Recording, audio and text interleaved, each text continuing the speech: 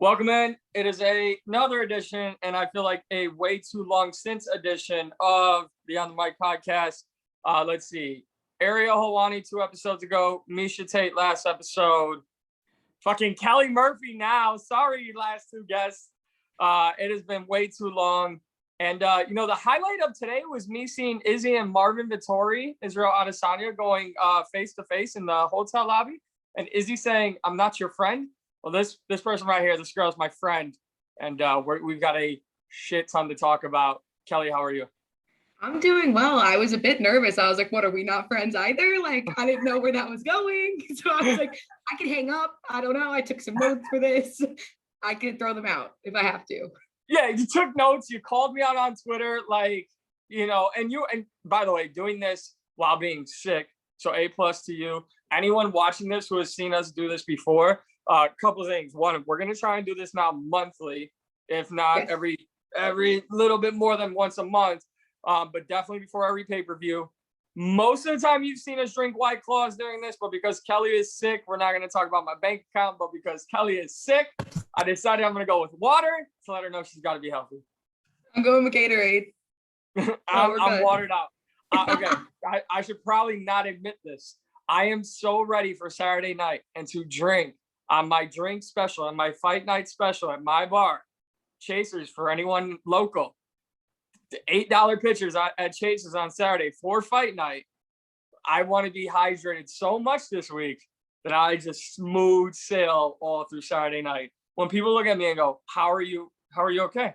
I'm like, 97% of this body's made through water. I don't know if that's the right number. It's not the bank account. You're just trying to hydrate for Saturday. Yeah. Got it. Yeah. Listen. I just wanted to be clear. I got Frank Gallagher vibes in me. I can find a way to get some booze. All right. I have no problem doing that. Like, I can find some booze, but I was like, you know what? Let's just be good all week. Of course. You need to be fully ready, 100% zen for Saturday. Also because, as we'll talk about, it's a stacked card, starting with, like, no disrespect to the first couple fights, but like fight 3 on, like Chase Hooper's early on, and then we just fly through this card. But first and foremost, before we get into UFC 263, you've been doing so much, obviously still with Sirius XM. How has life been for you? Life is busy as usual. I work a lot on Unlocking the Cage with Jimmy Smith. Anyone that listens to that knows that I hate on him a lot, and that is what fuels me. So that's what I'm doing a lot. I help my mom out with real estate a little bit. I produce some podcasts, Anthony Smith and Laura Senko. I help them out on Hooks In. So I'm always doing something. I feel like whenever I'm not working one job, I'm doing another job. So 2 things on what you just said. 1, Anthony made the right decision. It was like, while we were all still working together, Anthony came on my show, and then we texted for like an hour about him starting a podcast. And then you swooped in, and now you're doing the job. He made the right choice. Because I would have just been like, Anthony, I love you. Like, Anthony called you out and said, no, we want Mike. When I filled in for you at like the craziest time ever, when like your power went out or whatever happened. And then he was like all on Team Mike. I was like, I already loved you, but now I'm all Team Anthony. So there's that. But also, $1 million question before we even get into any fights. Are you going to Vegas? I'm putting you on the spot. For McGregor Poirier. Yes. I'm trying my very, very, very best. I really want to get there. Okay, well, the listeners and whoever listens to this, they don't care. Like, we'll do a GoFundMe. I don't care. Like, whatever it takes. I'll sell houses. Get Ally Quinta on the phone. We'll do it all together. Like honestly, together. Like, no. You can keep all the money, but it'll be like, I'll be in the bushes cheering you on. Al will be at the house being like, if you don't buy, I'm gonna break your neck, and then we're good. I literally would do anything to be there. I even said, like, even if I don't get myself into the fight, like, just to be in Vegas in that atmosphere when that goes down. Like, I've never even been to a live fight, so even just to be in the city where one's happening would be insane. I'm gonna say this because I know I can get away with it, but you disgust me. You disgust me. You disgust me, and you know why. You've never been to a live fight. I literally was going to go to Habib Tony Ferguson. Then it got canceled, and I made a huge mistake because Justin Gaethje did a meet and greet days prior, and I didn't remember go. that. Yes, I did not go because I was like, oh, he's definitely going to be there. So I'll try to like find him there, whatever. And then it got canceled. So here I am. No Justin Gaethje, great, no fights. Not talking shit about any fighters because I wouldn't do that. But, as of right now, Calvin Kattar's not doing anything. So I'm sure if, you needed something to do in Vegas, I'm sure he'll just fly right out. He's, sitting on the sidelines right now. Just want to throw that out there. Just throwing out all Kelly's crushes. But once I hear that Calvin Kattar's there, my flight will be booked. I just put in a phone call real quick. Hey, Calvin. He's like, who is this? Sorry, just hold on real quick. Can you go to Vegas for 264? Yeah, I'll be there. All right, let's talk about the crazy bullshit that is the Paul brothers. I really try to attend the Bellator press conference and ignore every single Paul question, but I have a very sick feeling in my stomach that one of them or both of them will sign with Bellator at some point by the end of 2021. No one wants to admit Floyd knocked out Logan in the first round and then held him up so the fight would continue. It happened. Come on. It happened. I'm not with it. I'm not with that. Okay. I have never had this happen during a live podcast, and I don't really edit. Kelly, I'm having a massive freak out right now because I have in the background, I have NBA on TNT and, getting ready for the Suns game. And I have a phobia of snakes, and there's the biggest snake I've ever seen on TNT. Right now, I cannot turn my TV off. Like the Inside the NBA crew? Yeah. I'm having a panic attack live during this podcast. I can't. What are they doing? I don't know. Something with Phoenix apparently, and they've got like jesters, like dancers dancing on people. Shaq is touching this snake, and Charles is doing what I'm sick to my stomach. I'm so sorry. This has never happened. This is embarrassing. I'll clip this, by the way, and we'll share this. This is okay. All right. Well, there's a clip of like, okay, now they're putting it on Shaq. Take a deep breath. I can't. I'm gonna have a panic attack. This is actually what I loved about working at Sirius when like we started doing like at home shows, because I was like, all right, I don't need no crazy shit going on in studio. And yeah, I'm Charles Barkley, Kevin Hart. Look up the time they did this to Kevin Hart. He nearly ran off set. That would be me. I almost ran off set. Anyways. Are you okay now? No, I'm not. I'm literally not. I'm like, I don't get how we're just gonna like move on. Like you're yeah. Like, did you want to ask me about it? Like, I've had serious bad encounters with snakes. I nearly jumped in the Hudson River in New York because of that. Yeah. Like, did you want to elaborate, or are you trying to suppress it? I was like walking down the street and there was like a huge group. I was like maybe 18, 19 years old. I was with my friend. He's like, yo, why is there such a big group of people? And we were going to go to the Statue of Liberty because he had never really been to like New York. And I was like, I don't know. And he goes, don't turn around. I was like, well, I have to. Like, we're going that way. I turned around and there's these two men with some of the biggest snakes I've ever seen. And they were just in the street, just like performing with the snakes. I took off, got to like the edge right by the water. And my friend's like drenched in sweat trying to find me. And it's like calling me. And I was like, I'm good. Like, I'm jumping because what if they lose them? They're done. There's probably worse crap in the Hudson River. What? There's probably worse crap in the Hudson River. Yeah, that's fine. I don't care. I don't care. So you'd rather jump into the unknown? Yes. Okay. Yes. Okay. I won't date a girl if she has a snake. Well, yeah, that's a red flag. yeah. Like, nope. Like my family, anyone. Oh, cool. That's great. I'll stay outside. I'm 100%. Good.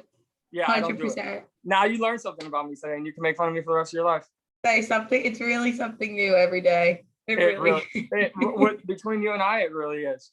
All right, one more thing that's shocking than that is what I believe is that the Paul brothers will end up in Bellator.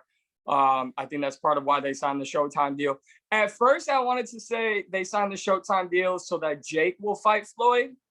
But after seeing what we saw with Jake or Logan and Floyd, I truly believe Floyd when he says he's done, and we can talk about that in a second. But I think the Showtime move was to get the Paul brothers and Bellator because I think it's an easy sell. They've got a few wins in their professional boxing careers, no matter who they came against, and they have a wrestling background. Am I crazy for thinking this? No, I mean, I think it seems awfully coincidental. And I believe Scott Coker said this past week, like, absolutely. Like, I don't know if he was talking about one of them in particular or both of them, that he would sign them on, like, to fight in Bellator. And, like, both of them have such an ability to, like, poke the bear of, like, these MMA fighters. And so many guys want to fight them. So obviously Dana White's not going to do it. He said he's not into that kind of business. But if Scott Coker's willing and now they're signed with Showtime, Yeah, I would say Dana White can't criticize a Paul brother move since he signed CM Punk. And listen, I'm all for going out there, taking opportunities and giving them to people who work their ass off for them. 100% for that. But I will very quickly say, I truly believe, and I'll give Logan Paul this, saying MMA is harder than boxing. I truly, truly believe it takes a fight. It might take a round for either one of them or both of them to go, yeah, we fucked up. We'll be in boxing. Like, we're good here. Like, we're absolutely good here. And they wouldn't do this, but it would take a guy, and I say this respectfully, I don't know that he's top tier in his weight class across all promotions. I would take a Michael Venom Page and put him against Jake Paul.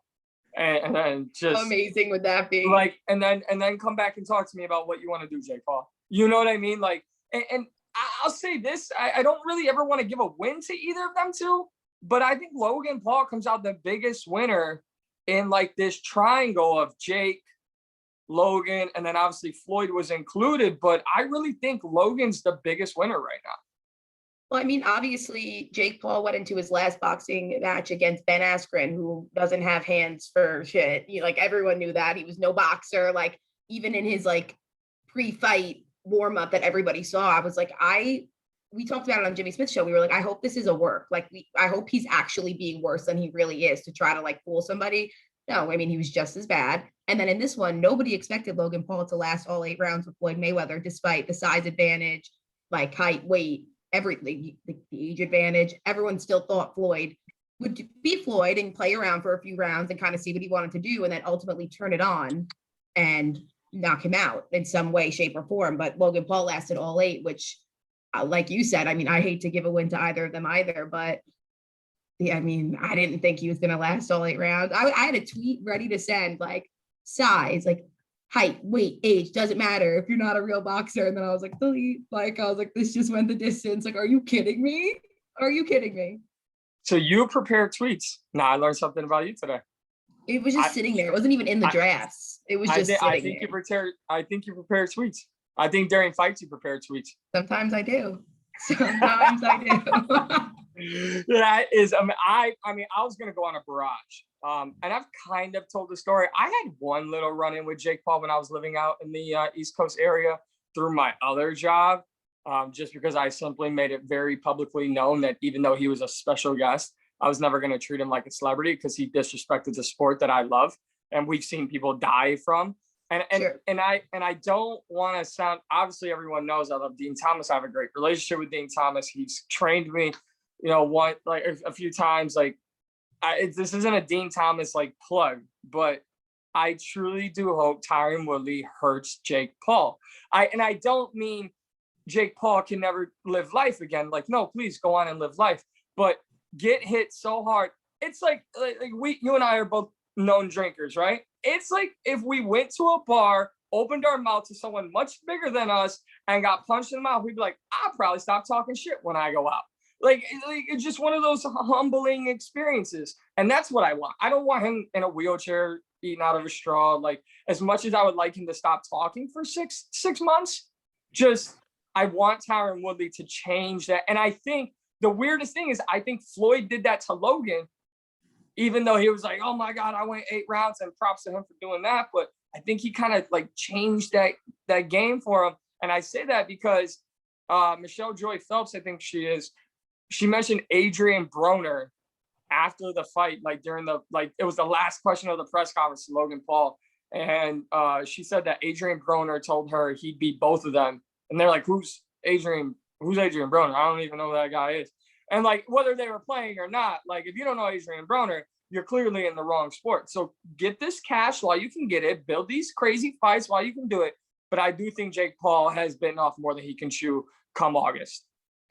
I mean, first of all, plug Dean Thomas all the way. I don't care if it's intentional or by accident. He's the best. I love him. So please do that whenever, because I probably will also.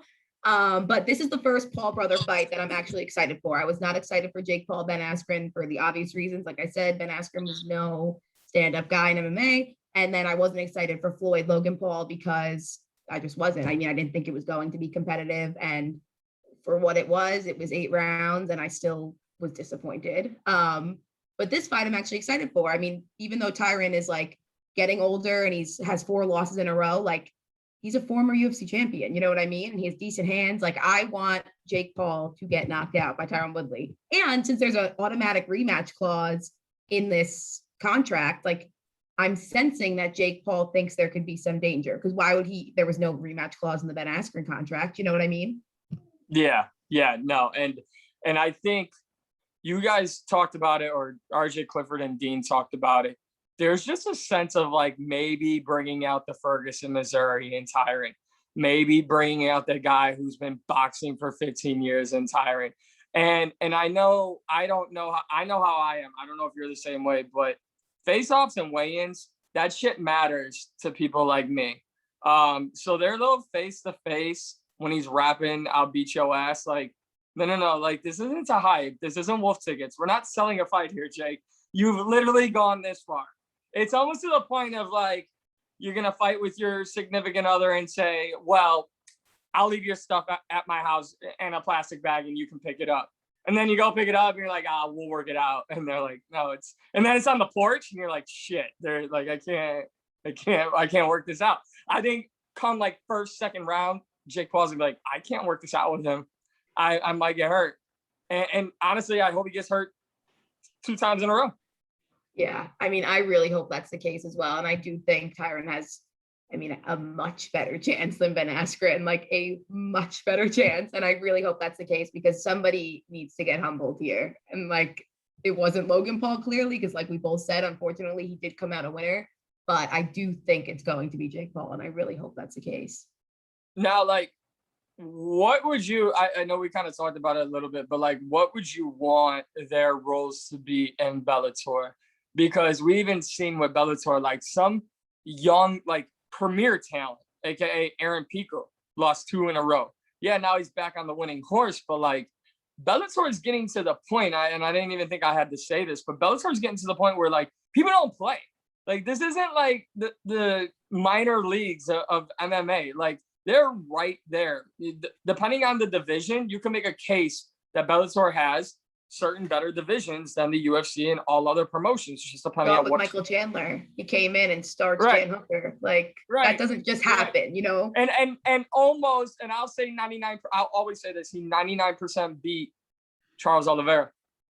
That little one mistake, not that was a good one. Like going down to the ground with Charles Oliveira. Yes, one mistake can cost you everything. We see that, but like. I'll always say Michael Chandler 99% beat Charles Oliveira. That one mistake, if he doesn't make that mistake, he lets him up, he wins the belt, in my opinion. I can't predict the future, but that's what I believe.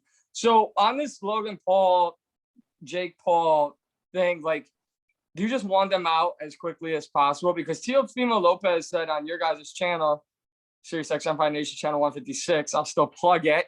I like what he said. He said, they're bringing entertainment to boxing, which is much needed, but like watch my fight and you'll see real boxing. And I'm okay with that, but we can't call them prize fighters.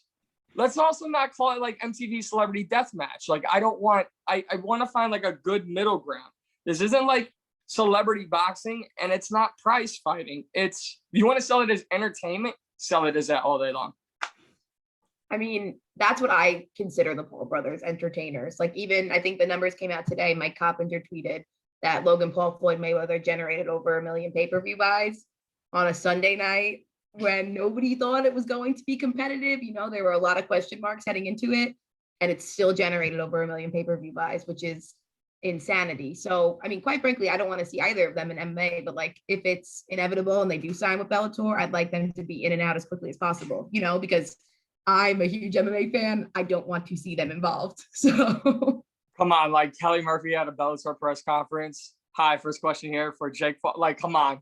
Like, but come in my on. Versace robe, Yes, like, hey, Jake yes, Paul, yes. quick question. Yes. By the way, huge props to someone we both used to work with, Luke Thomas and Brian Campbell. They killed it on their coverage down there.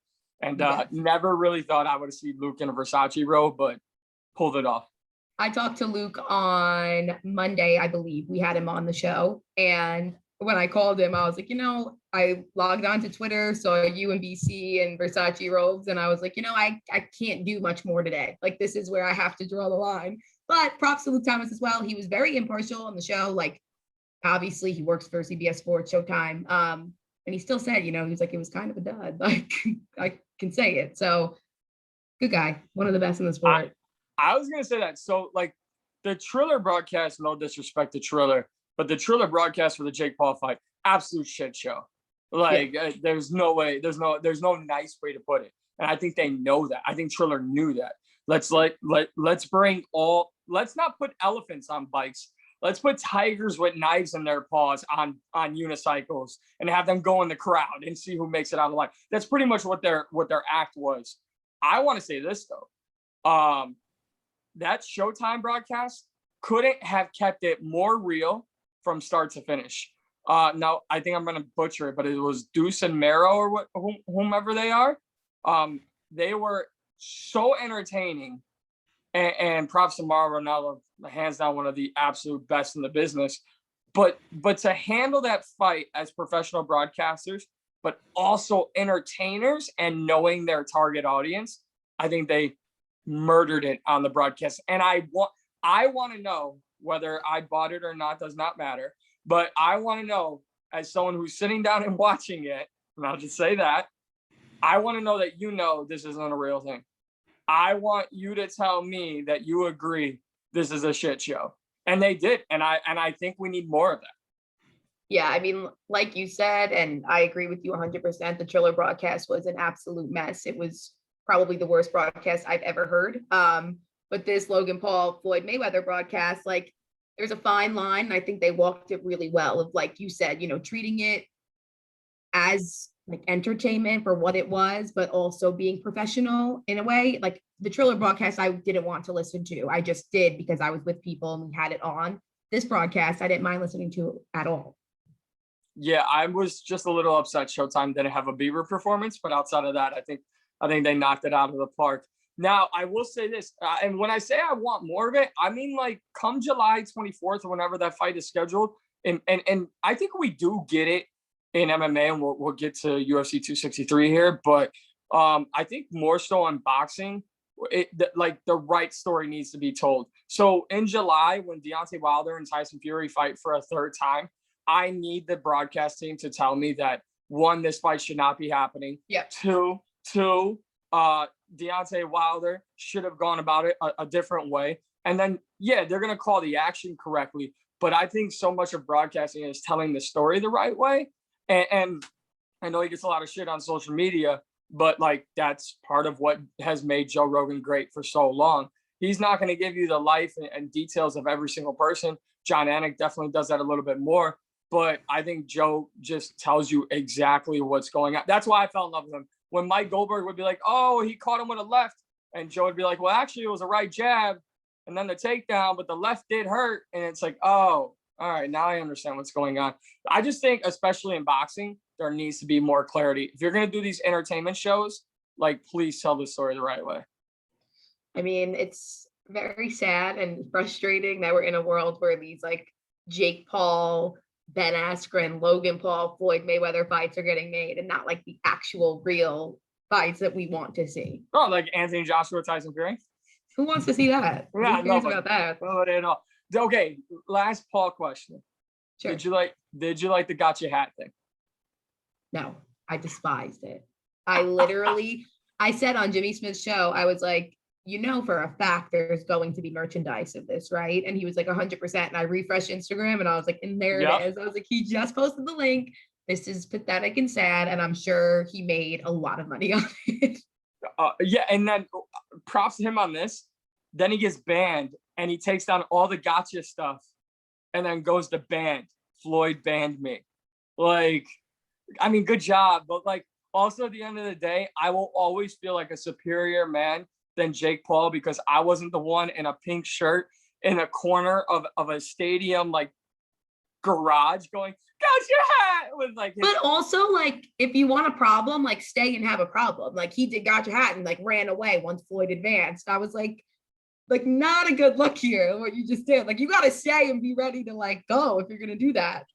No. I mean, especially when a guy like maybe 20, 30 pounds smaller and Conor McGregor like looked at Floyd's bodyguards and called them both juice head turkeys and invited and then told them to stay right there, and they didn't do anything.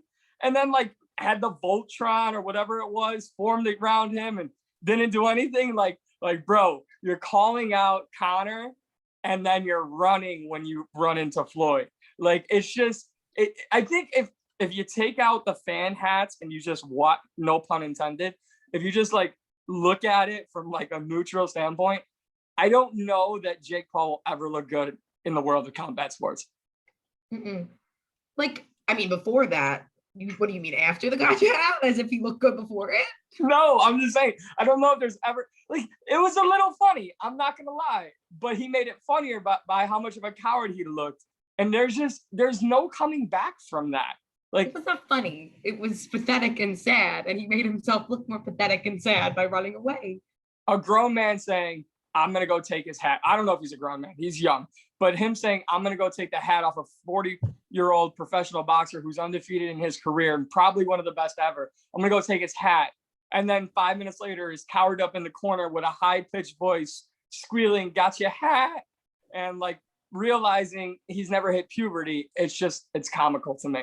It's a little comical. But before we get into UFC 263, you have a bone to pick with me. I do. Yeah. Okay. So last weekend's fights, we saw an amazing one, Ponzinibbio versus Baeza. I told Mike the last few days, I was like, you got to watch it. Ponzinibbio's output in round 3, given what happened in rounds 1 and 2, was wild. Potential fight of the year. Potential, emphasis on that. He writes back to me today, just watch the fight. I'd give it a B+. A B+?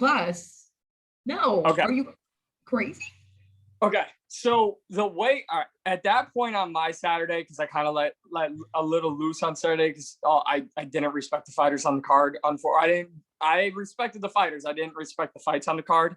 I felt like it was very much underrated of an event. And some really good fights. I remember the early fights, the ending fights, not so much. But to talk about this Miguel Baeza, Santiago Ponzinibbio, by the way, I'm pretty sure you did spell it correctly. I was going to try and call you back out for spelling Santiago's name wrong. You can. I literally spell fighters' names wrong. I was pulling it up as you were like introducing our beef. Not even close. I was like, I got her. Like when you sent the tweet, I was like, got your hat. But nope, you took my hat. But you're not going to take my pride because all the chatter was, oh my God, Santiago's 3rd round and how could Miguel withstand all of that? Yeah, that started in the 2nd round. It was nothing more than a glorified kickboxing match with no knockdowns. Fight of the year contenders to me have near finishes, a lot more blood, knockdowns, submission attempts, and someone coming back from the dead. Those are fight of the year candidates for me. Now, when you propose it as a potential fight of the year, that's my A-, A+.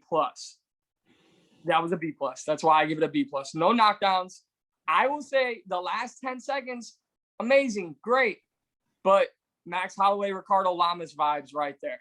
Like great fight, great fight, but not an A grade fight. It's just. I would have given it an A-, and come June, which we're in now, midway through the year, I would say it's in the conversation. Do I think ultimately it'll be in the top 5? Maybe not. Do I think Ponzinibbio's round 3 could be a potential round of the year? I do, given his output after the battle of the first 2 rounds. That's where I stand on it, and I was offended to see B+ in the text It was messages. like a round and a half though. Like middle But he second like round, turned it I was like, on in the third. yeah, but I was like middle second round. I was like, Miguel Baez is like, this is bad. Like there's not many fighters who can pour it on in fight adjustment like that. And like and so I'll say that, right? But I hate to bring up, old friends, Daniel Cormier, and all the great things you've said about me. But you look at like what happened with DC and Stipe Miocic, like, in my opinion, one of the greatest in-fight adjustments of all time, given the stakes and everything, and the way it just completely turned the tables on DC when they fought the second time. Stipe ripped the body. Like, that was monumental change, and Stipe finished the fight. And for me, it was like, okay, Miguel, you just threw the kitchen sink at him. He withstood it. You've burned yourself out. And props to Miguel. He lasted the whole 15 minutes, but like, I don't know. I'll say this. I think there's 3 fights on UFC 263 or 4 fights, excuse me, maybe even 5 fights that could top that this weekend. Like, well, we'll see, because I said as of today, it's in the conversation. These fights have not happened yet. Right. But that's what I'm saying. I feel like it was very like a recency bias, not just by you, by so many people. I think we had like a week or 2 weeks off of UFC events, and people were like, oh my God, fight of the year. Great fight. Take nothing away from either fighter. Round 3, round of the year candidate, sure. Fight of the year candidate, like, hold on. I think it would be crazy to say blatantly fight of the year. Is it in the outer conversation? Yes. Did I make a valid argument though? No, you did. Like the no knockdowns thing is what the thing. When I think fight of the year, I need to see someone be like, how in the hell did he come back from that? I just one example. I know it's more of a performance thing. It's not really a back and forth fight of the year, but for me, it's like it's what you could also consider a performance. Derek Lewis, Alexander Volkov. Like Volkov had that in the bag, and then Derek Lewis was like, oh, 10 seconds left. Let me just change this. Yair Rodriguez, Korean Zombie, another one. Cub Swanson and Korean Zombie, one of the greatest fights of all. Or Doo-Ho Choi, excuse me, not Korean Zombie. Doo-Ho Choi and Cub Swanson. It doesn't get much better than that, in my opinion. So Colby Covington, Kamaru Usman. I need to see people nearly go out, nearly get tapped out, or just be on death's doorstep, so to speak, and then come back and change the fight. That's a fight of the year candidate for me. Great fight, great action, but no real blood. I almost gave it to you. I almost gave it an A- when I saw Baez's mouthpiece go flying, but it flew out at the buzzer. So I felt like he more so kind of spit it out and got it punched out. I'm just saying. Don't make assumptions. Well, I couldn't see it. It was a bad camera angle by ESPN. He did not spit the mouthpiece out. It was knocked out. I'm not saying like purposely. I'm saying like, end of the fight. You work with Jimmy Smith. Ask him how many fighters at the end of the fight. You just get ready to get that mouthpiece out of the fight. Listen, we'll revisit when the fight of the year candidates come out. Unless we see some crazy things happen in the next 5 months. We're going to see crazy things happen this weekend at UFC 263. And I think that is why we decided to do this show today. By the way, it's been so great already having you on, and we've watched me have a panic attack. Yeah. Which is completely embarrassing, but first clip that's going out when this podcast is ready to drop. Panic attack. Yeah. And then we had way too many Logan Paul and Jake Paul way too long of a conversation on them. That's what happens though. These guys are professional marketers. That's what they do. They make everybody talk about them for more than they want to. All right. As someone who works retail, I have to end with them on this. I have a serious issue with the way he went about his marketing on the gotcha hat thing. How so? I don't even know what it looks like. It's literally just the word gotcha. Like, and then like a hat photo? No. Okay, so I've said it before. I work for Liz, the hat company, so we custom embroider stuff all the time. And so what he did was just make hats, hoodies, t-shirts, whatever that said gotcha on it. That's it? That gives me very like serial, like kidnapper vibes. Like, if you're just walking around with a hat and a hoodie that say "Gotcha," like, gotcha, what? Like, can I get to my car okay? Or are you gotcha? Like, do you make dad jokes and be like, "Ha, gotcha"? Like, nah, dude. Like, you really screwed up your marketing. Because I was at work, like, yo, I don't think he trademarked this. So could I put "Gotcha" hat on a hat and then try to sell it to all the 10-year-olds that are gonna watch this fight? And they're like, well, technically you could. So really, really bad. As someone who's such a social media influencer and a marketing genius, you really dropped the ball on that one, Jake Paul. And he fights Yeah, with the dumbest people. I Not did even just not in the know. ring. Like, on social media. Now I'm getting pissed. I'm getting pissed. Like, We need to move on. we are. Let's move to UFC We just 263. we have to. We know we really do have to. Kelly Murphy, UFC 263 this weekend. All right. So first and foremost, we're in the 6th month of the year, so about that halfway point. What has been? Let's just talk pay-per-views only. I'm not going to say every single card. What has been the most surprising result or pay-per-view that has happened for you this year? We had Dustin knocking out Connor in January. We had Jan Blachowicz beating Izzy. We had Stipe getting starched by Francis. I'm blanking on April. Don't know why. I know last month was Michael Chandler.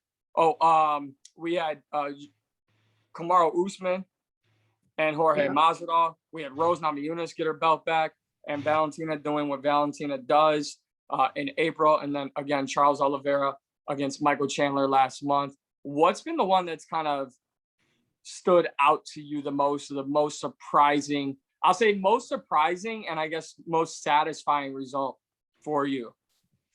I'd have to go UFC 257, Poirier McGregor. Not that I'm like insanely surprised that Poirier knocked Connor out, because I know that Poirier improved so much since that first fight with Connor.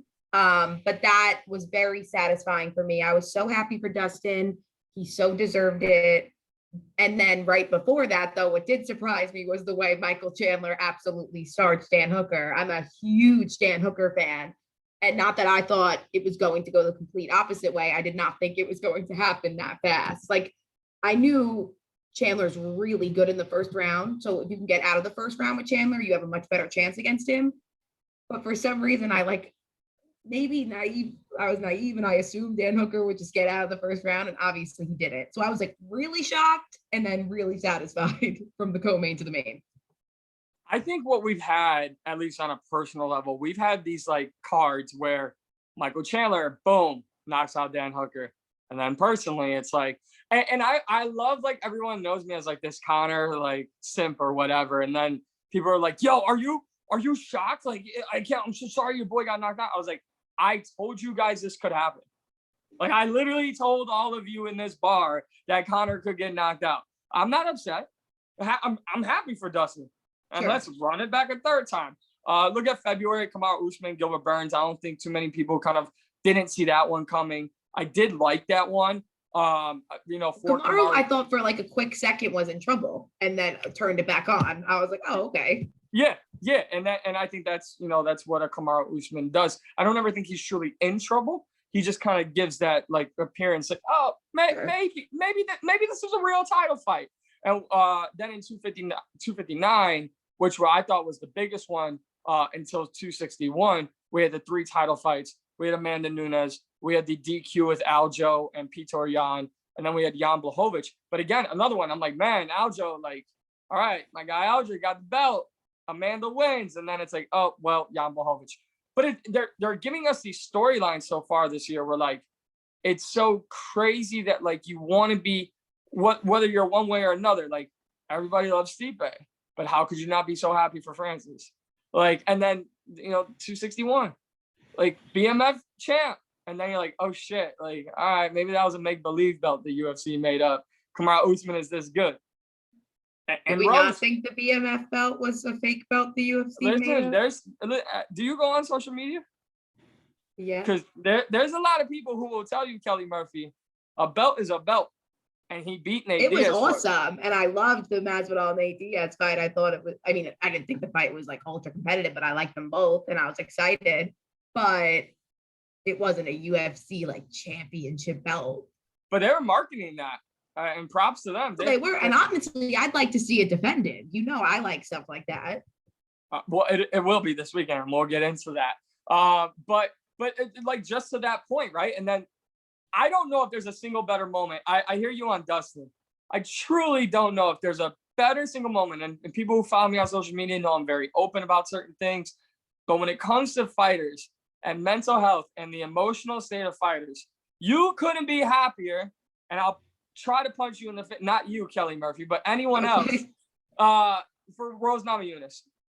And for her to say I'm the best, and Pat Barry, as much as whatever Pat Barry is, saying you're the best ever, like I will go out on a limb and say right now the three women holding their belts at 15, 25, 35, and 45, Amanda holding 35 and 45, I think those are the three best women we'll ever see, at least in this era of women's mixed martial arts. I don't think that Rose is going to lose his belt anytime soon, and obviously Valentina or Amanda. So I say all that to say it's like bipolar events every single event, no matter who you root for. It's not like the good guy or the fan favorite is always winning and then the champion's winning. Like it's one or the other every single event. And now we're stacked with an entire card. I know we'll get into the card later, but we're stacked with an entire card that has 2 title fights and a 5-round non-title. It's a co-main event. Mm-hmm. It's a little crazy. I can't believe it. When I saw that Diaz Edwards was a 5-round non-main, non-title fight, I was like, okay, I'm here for it, but okay. Right. Here, all right. So only bone I have to pick about it, and like we can start at the prelims, but it single-handedly, I don't care what anyone says, it knocked Lauren Murphy and Joanne Calderwood onto the prelims, which I'm okay with. I'm okay with it. But those 2 women deserve some like pay-per-view status. Like you know what I mean? Especially go ahead. Well, I was gonna ask you, like, which fight are you most excited for off the main card? Because mine is definitely JoJo and Lauren. Yeah, JoJo and Lauren for sure. Our rematch is always fun, and Eric Anders and Darren Stewart are going to bring the heat. Because if you remember how that one ended, they weren't like going out for drinks afterwards. So I cannot wait for that one. And then I don't know, we don't need to like expose our text message conversations, Kelly, but like kind of like Drew Dober a little bit. I was gonna say you're a big Drew Dober guy. I'm a big Drew Dober guy. Like I am a Drew Dober fan, but he's got a great fight against Brad Riddle. But early in the night, we have the I don't know, the son, I guess, of Ben Askren. Not really, but I guess that's how he markets himself. Chase Hooper taking on Steven Peterson. You know, I like it. I think for me, it's not about who wins this fight. I think it's about realizing what the UFC is doing with someone like Chase Hooper, who was very young. I believe came off the Contender Series. A lot of people loved him, had a lot of fanfare, was getting in with Ben and the curly hair and all that. And then like things didn't go his way recently. So I caution people and urge people to watch how the UFC now tracks and paces Chase Hooper. I don't know if a lot of people remember Cody Garbrandt being on UFC 202 with McGregor Diaz. Like if I tell you that right now, that Cody Garbrandt was on the undercard of McGregor Diaz, you would be like, no, there's no way. Right. So I'm not saying Chase Hooper is turning into Cody Garbrandt and he's going to be a world champion, but it's fights like these where they pull back a little bit and place him in certain spots that I think is very crucial for a kid like Chase Hooper's career. No, 100%. And obviously he lost back at UFC 250. So I think this is the right move. Then he won again at UFC 256. And now he's on the undercard versus Steven Peterson. I think this is exactly the right move for him if they want to build him up the way that they originally planned to. You know what I mean? You kind of got to take a few steps back, regroup, and then go from there. I will give the UFC a lot of credit because it seems like they're doing this a lot more now. Yeah. It seems like they're taking this younger talent and, oh, you have a slip here. Oh, you have a slip there. All right, we're going to pull back. Instead of being like, beast. I'll use a local example of Mike Santiago, who came in, lost to Dan Ige, lost to Zabit Magomedsharipov, and then like gone. And we haven't heard from Mike since. And I think not just since Mike, but in recent memory, Maybe the pandemic helped because they couldn't just cut fighters left and right. I'm not sure. But I think the way they're handling young talent is great. And I'm excited to see what they do there. But I'm also excited because, and that's, I have to, because I can't believe I'm going to butcher. Frank Camacho. So Frank Camacho was in a car accident this week. And he was supposed to take on Matt Frivola. And Frivola now faces Terrence McKinney out of LFA. And I think Terrence just recently fought. I'll have to double check what the date was. But to me, like, automatically, no disrespect to Frank Camacho, but like you're now replacement fighter, like the guy who's coming in to replace you. I need to watch him because I need to know, like, what did the UFC see in him? And he last fought at, I have the world's fastest internet, by the way. He last fought 5 days ago. Yeah. It'll be 6 days from when he fought. Jeez. Yeah. First round finish in the LFA. Obviously a big step up, taking on a guy in Matt Frivola. But sign me up for those fights. Like, those are the fights I wanted. Those are the fights that are going to let me know, have I drank too much by the time the main event gets here? No, 100%. I mean, literally 6 days notice. Obviously, this kid's game. So I want to see what he's got for sure. Like, that makes me want to tune in more than anything. I know we really focus moving forward, like starting with the Lauren Murphy fight, but I'm just going to throw more fire on this card. How about Min Hakim taking on Movsar Evalev? And I'm not John Anik, so my pronunciations are terrible, but Min Hakim, I remember being in the car with a few friends during one of his fights a couple of years ago. I was like, this dude's an animal. And they're like, all right, we'll see. Like, first round finish or second round finish, but it was a vicious finish. Like, Min Hakim comes to play. And to have these fights on such an early, like on the early part of the card, it really gives off these, let's make sure everyone gets, this is like a bubble wrap card. Let's put everyone in bubble wrap. Let's get everyone on weight. Let's not, any altercations, no sicknesses. Let's just get everybody to the cage on Saturday. When I saw these prelims, I originally thought it was like a getting ready for a main card of a fight night. You know, like on the broadcast, they'll show you like, you know, fight night in 2-3 weeks. This is what we've got so far. And then I was like, the prelims, like I've seen, this is like better than some of the fight nights I've seen recently. You know what I mean? I was like, now I need to be, normally I'll tune in midway through the prelims, sometimes at the start of the main card and kind of go from there. Like, I want to see, not even necessarily like the early prelims. I do want to watch Chase Hooper. I'm from the prelims on, I will be sitting there watching the entire thing. Disgusting. You just admitted you watch halfway through. No, I mean, I always watch the full main card, but it depends if I have the time. That's what a casual does. It's okay. I'm not a casual. All right, so we talked a little bit about Eric Andrews and Darren Stewart. I guess we just jump right into the main card because obviously we talked about Drew Dober and Brad Riddle as well. And then from there, like, we got 5 fights on the main card, and holy fireworks, by the way. Let's just have a hotel altercation today to spice this one up even more. And on top of that, let's throw gasoline on the fire. Jamal Hill is now saying fans of Paul Craig have used racial slurs against him, which doesn't surprise me. I won't repeat what they said. MMA Junkie put it out. You can go find it there. Yeah. Holy shit. I did not know that. Yeah, and there was a great hotel altercation between the two this week, or today, actually.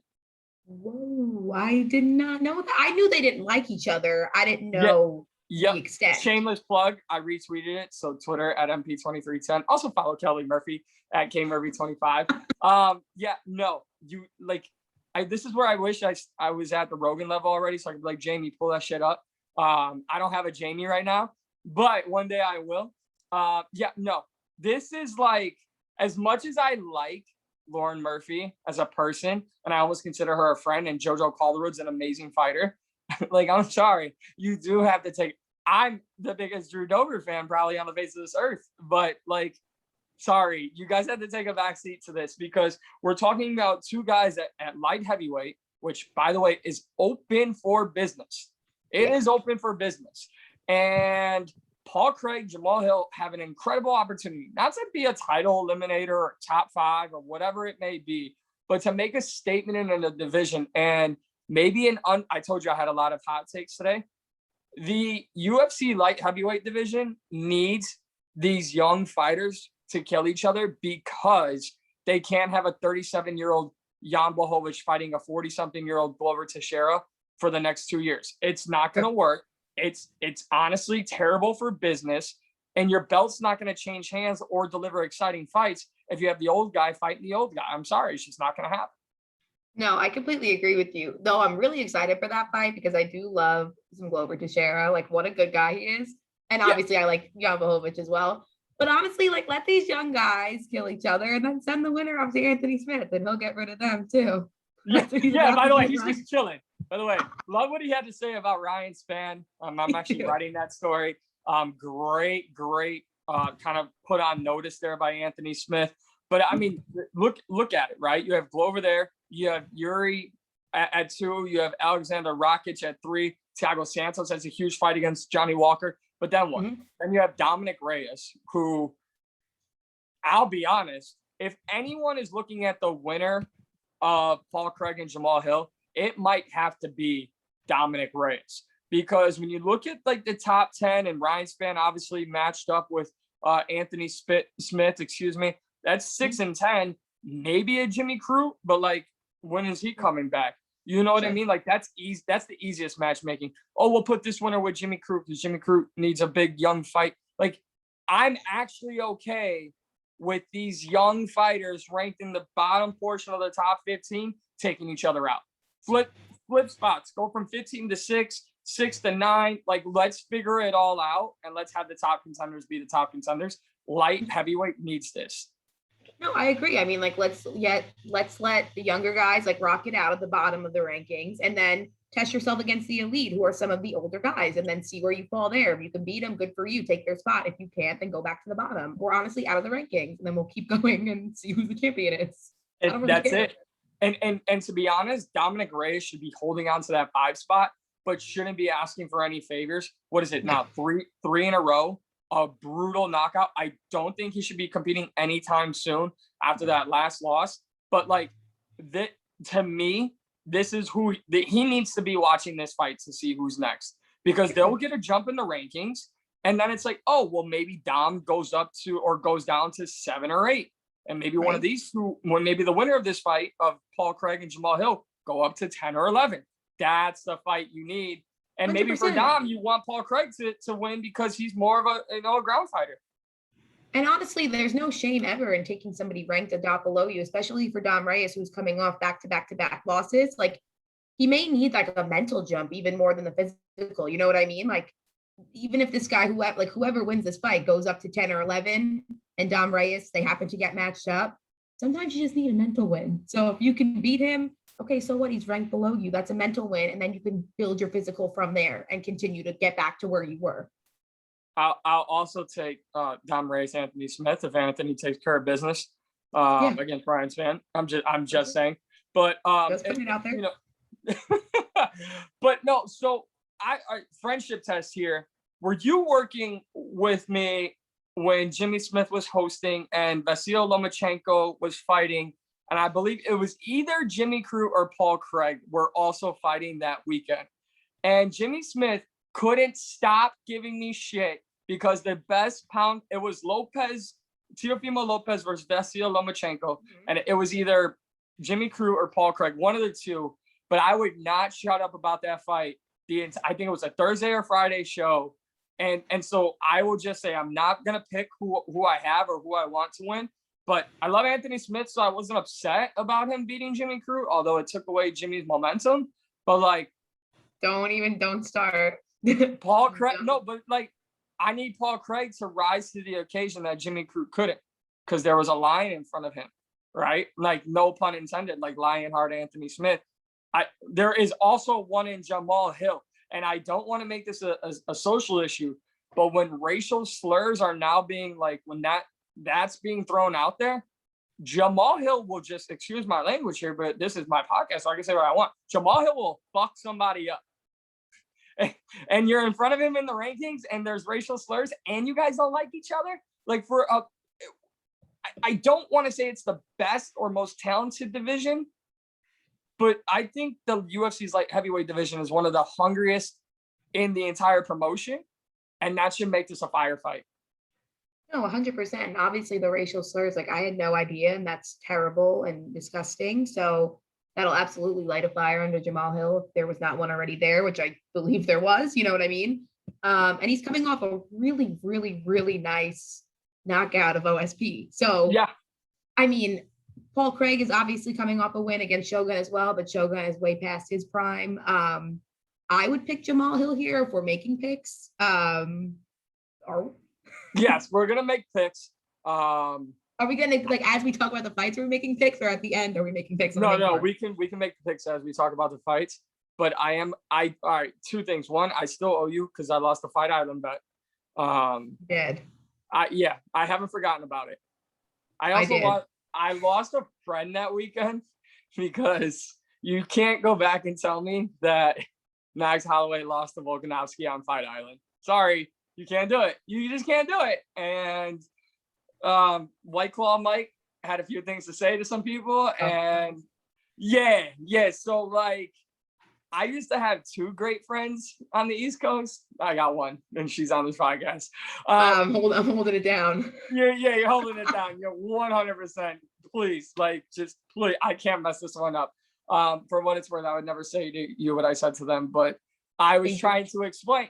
I think if you called and were like, "Hey, I'm sorry that so and so lost," like if you would have called me in January and been like, "Hey, are you okay?" I wouldn't have had to explain to you that Connor just lost. I think you would have just like understood. So when I'm telling you that Max Holloway just lost, like, and it was bullshit fight, like you need to understand that. But anyways, I digress. So I'm kind of a gambling person. I kind of want to. I think we need to lay down a bet here for this. Well, because we got 5 fights to pick, so someone's got to be a winner here. All right, let's do it then. Who are you picking in this fight? I'm already down. I'm picking Paul Craig. I'm picking Paul Craig. Also, I was stalling a little bit because I have the world's shittiest computer, and it literally shut down on me while I have all my stuff up here. What do you need?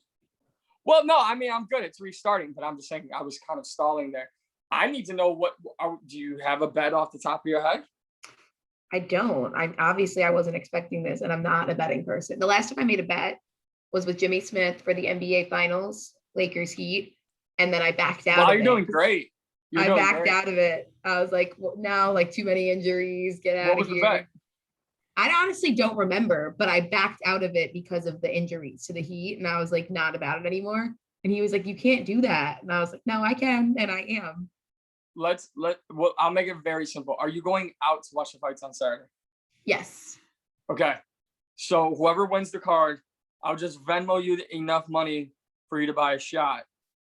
Okay, and vice versa. Yeah, I think I like it. And winner picks the shot. Yes. I love it. Although the last time I let you pick a shot for me. What did I pick? Some mango bomb, something. Oh, the mango bombs. Yeah. No, great. I lost. Listen, here's what I have to say while I let this computer load up really quick. I think that was the Oliveira Chandler fight. And I bounced around and I was meeting a whole bunch of people, including single girls or ladies, I should say, not girls. And I got to meet so many different groups of people, and I was UFC Mike crazy in there. But by 1 o'clock in the morning, I was crying over someone that I had met that lived in Jersey in front of the entire bar, telling everyone I was going to fly them here, this person to Chicago. And everyone I met didn't mean shit to me that night. Full circle, last weekend, I'm at the bar with friends, and I've got 2 girls like staring at me, and I'm like, who are those 2? And why are they looking over here? And the manager goes, hey, dumbass, the last pay-per-view, remember you were talking to them before the fights even started? I was like, that was during the mango bomb, wasn't it? And they were like, yup. So you need to get it together. You really need to get it together. I blame it on the fact that I never got trained drinking by Kelly Murphy. I picked good shots, I think. Yeah, when you're not around. When you're not around, you pick great shots because you don't have to worry about anyone's well-being or health or Heartbreaker. I do them as well. Okay. All right. Let's move forward. Because the next one I don't need my laptop for, because I know what it is. Bilal Muhammad, Damian Maia. I love Bilal. I'm going to throw this disclaimer out there. I love Bilal. I know Bilal. I know Bilal's coaches. I have the utmost respect for Bilal. What I will say is, don't come into this fight carrying the incident with Leon Edwards and the accidental eye poke. I can't handle that coming into this fight, because, again, all the respect in the world to Bilal. He deserved a big opponent. I don't know if Leon Edwards was the opponent, because I don't know that I saw that fight being as competitive as maybe most people thought it could be. No, honestly, I didn't see it either. I mean, I really like Bilal as well, but I pretty much, even though Leon Edwards hadn't fought in quite a while, I did think it was going to be a Leon Edwards type of fight. And that's pretty much what it was up until the eye poke. Even, like I said, Leon Edwards had not fought and he looked sharp in there. He really did. I mean, obviously, it didn't last very much more than a round, so there's only so much you could say, but Leon looked good. And I think Bilal maybe bit off a little bit more than he could chew there, but I respect him for doing so, given that it was a very highly ranked opponent and there was a lot of opportunity to be seized. You know what I mean? Yeah, I'll never take away from Bilal his hustle and his heart, his determination, and his willingness to do anything and everything and fight anyone and everyone. Sure. 100%. And that's the team. I know his team very well. That's the team he has around him. And he's a great social media influencer for the UFC. He was a great analyst on the desk. All the respect in the world to Bilal. But I'm just going to put it nicely. This is the fight he should have against Damian Maia. And beating a Damian Maia doesn't take anything away from Bilal Muhammad, no matter what Damian Maia's age is. This is just as we were talking about Paul Craig and Jamal Hill possibly facing a Dominic Reyes in the future, this is the fight Bilal Muhammad should have had back when he fought Leon. And then I think if you get through Damian Maia, now we can start talking about a top 5, top 6 welterweight opponent. No, 100%. I mean, even though Damian Maia is in his early 40s, like, he could still bang if he needs to. You know what I mean? He's a big name. I think this is perfect for Bilal, and I do think Bilal's going to win this one. He was riding a nice 4-fight win streak before Leon Edwards eye poke. And I don't think he's going to take that into this fight. I really don't. You know what I mean? If anything, I think he'll take it and use it to his advantage in a way of, like, I had an opportunity, it was taken away. I'm going to put myself in a position to get another opportunity. You know what I don't think he's going to let it affect him negatively in any way if he does take it with him at all. Yeah, and his nickname, remember the name, I think a lot of people will after this Damian Maia fight. And I'll just call it right now. I do have Bilal Muhammad, and I would love to see Bilal Muhammad face Michael Chiesa after this fight. Like sign me up for that. You're talking Damian Maia is ranked number 9 right now. Bilal's at 12. I mean, no disrespect to Bilal, George Masvidal's not signing on the dotted line to fight a Bilal Muhammad. I think Masvidal. I want to see Masvidal, Nick Diaz. Yeah. Sign me all the way up. Sign me all the way up. Now you're getting me like, I'm gonna run. I live on the 4th floor. I'm gonna run through a wall. Like, if I run out the window, you can do the podcast by yourself. No, so I'm with you on that one. Actually, I'm going Bilal Muhammad on that one. All right. Now, here's where hot takes galore come running in. Leon Edwards, Nate Diaz, and I will just start off with my first hot take. Leon Edwards is everything Nate Diaz was before the Conor McGregor fight. Elaborate. Period, blank, stop. The only thing he wasn't was a guy that fought on tough and talked a lot of shit. And let's be honest, the UFC, and it's not their fault, some people are more marketable than others, and Leon's got an accent, so it makes it a little harder for him to talk shit. And if you look at the way he carries himself, sure, you had the 3-piece in a soda with Jorge Masvidal. He's not one afraid to speak up, but I think Leon Edwards talks shit in an intelligent way. He's not trying to be Conor McGregor. I think he's a man who's just fully confident in his capabilities. Oh, so by the way, let's just give you the guy who's the most confident in his abilities, Nate Diaz. Well, yeah. I mean, like, I I don't know. There's just something about Nate. Like, I do love the confidence, even though he's like a win some, lose some. Like, there's just something about him and Nick. Like, there's something about the Diaz brothers that I just love. And I just think they believe in themselves. And to them, it's not a matter of wins and losses, if they're feeling themselves internally. You work with Jimmy Smith the rest of this week? Not tomorrow, Friday. Okay, so Friday, at least during one commercial break, when he is talking to you, I need you to do this. Like, just hit him with Nate Diaz like the whole time. Like, because Nate's always like, yeah, like, I'm just going to fight this dude, I guess. But, like, like when that whole Rodman meme came out of Rodman talking about rebounding on The Last Dance, that's Nate Diaz. You could be like, Nate, what do you want for dinner? He'd be like, I don't know, like, we got tacos over here. We got, he's vegetarian, so he's like, fish over here. Whatever. I'll beat his ass, though. It's like, no, Nate, like, we're eating. But you're absolutely right. Like,